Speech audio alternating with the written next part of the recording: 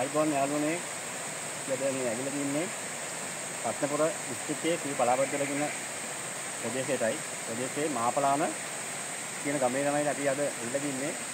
අරුම පුදුම සිදුවීමක් තියෙනවා කියලා අපිට නැති මේ මහපලානේ රණසිංහ අයියා අපිට කතා කරා. එන්න කියලා පොඩ්ඩක් බලන්න. ඒක නිසා අපි අද ආවා.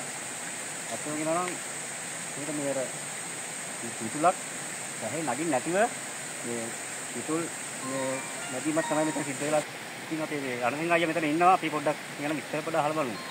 ඉතින් අයියා අපිට කියන්නකො පොඩ්ඩක් මේ දැන් කොහොමද කවද්ද මේ පිටුල වැල්ලා තියෙන්නේ? එතකොට මේ මල් කීයක් දැන්ට කලින් කපලා තියෙනවද? විස්තර ටිකක් ඔයාලා පොඩ්ඩක් කියන්න. මාත් මේක දැන් අවුරුදු 2කමාර විතර පස්සේ තමයි මේ ඉතිරින් තමයි මේ ගහ ඇද වැටෙන්නේ. සැර හුලඟක් ඇවිල්ලා ඒ හුලඟට මේ ගහේ තිබුණේ එක පැත්තකට විතරයි මුල් බැහැලා තිබුණේ. මොකද ගල උඩ නිසා අනිත් පැත්තට මුල් බැහැලා තිබුණේ නැහැ. මම මේ ගහ වැටෙන්නත් කලින් මම මේක කිතුම් මල් හැදුවා. ඔව්. නමුත් ඊට පස්සේ තව මේ විම වැටුණාට පස්සෙත් මේකේ මල් කීපයක් ඇවිල්ලා තිබුණා. එකක් හැදුවා. ඒක මට හරියට හදා ගන්න බැහැ. ඊට පස්සේ මේ මලක් ඇවිල්ලා තිබුණා. ඒක මම හැදුවා. ඒක මම බලාපොරොත්තු වුණ දේ සෙල්ජි එකෙන් ප්‍රමාණයක් වැස් වෙනවා. ඒක කියන්නේ මලේ හැටියට අපිට වැස් වෙන ප්‍රමාණයක් ඇති මේ ගහ හැටියට. මොකද පිටුල් ගහටම තියෙන එක පිටුල් අත්තයි. ඒකට කලින් මල් තව කීයක් තියෙනවද?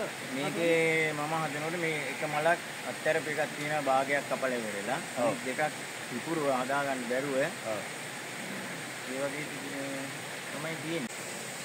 ඔව් මේ අපි කියමු මේ රණසිංහ අයියට පොඩ්ඩක් අපිට මේක අර කපන විදිය පොඩ්ඩක් මේ කොහොමද කපන්නේ කියලා. අයියා අපිට කපලා පෙන්නන්නකො ටිකක්.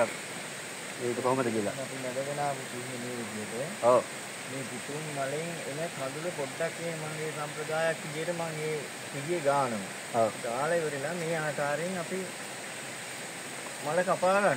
ඔව්. දැන් මේ පිටියේකින් තියෙන්නේ හොඳට කැපෙන්න තියෙන්න ඕනේ. කැපෙන්න තියෙන්න ඕනේ. හොඳට අත්ෙන් තියෙන්න ඕනේ. ගොඩක් කපන්නෙත් නැහැ. පොඩ ඒ වගේ තමයි ඉතින් අර මේ දියාලින විදිහට පීනියට තමයි අපි කපා ගන්න ඕනේ.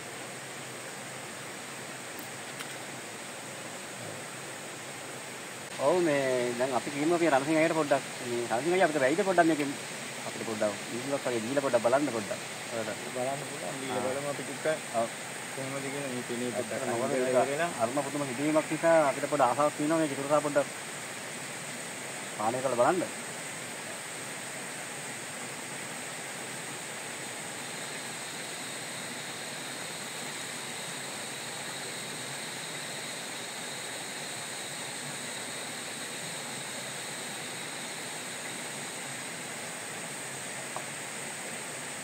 බලමු අපි පොඩ්ඩක් පානය කරලා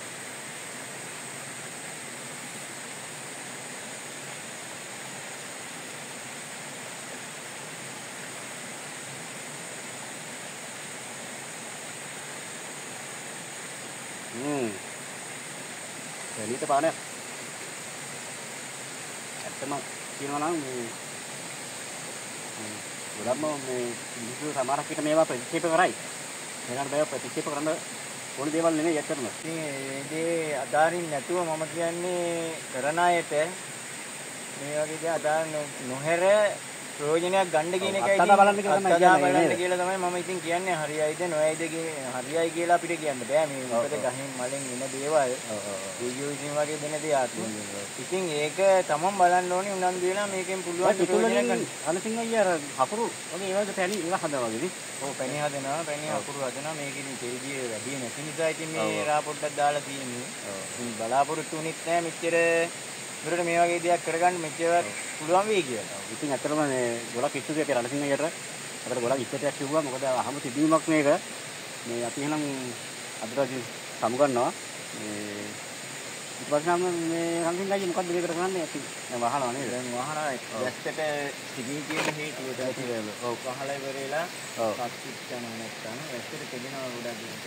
ඔව්. එහෙනම් මේක මේ වහන්න ක්‍රමයක් නෑ. ඉතින් මේ පිටුලක වගේ නේද?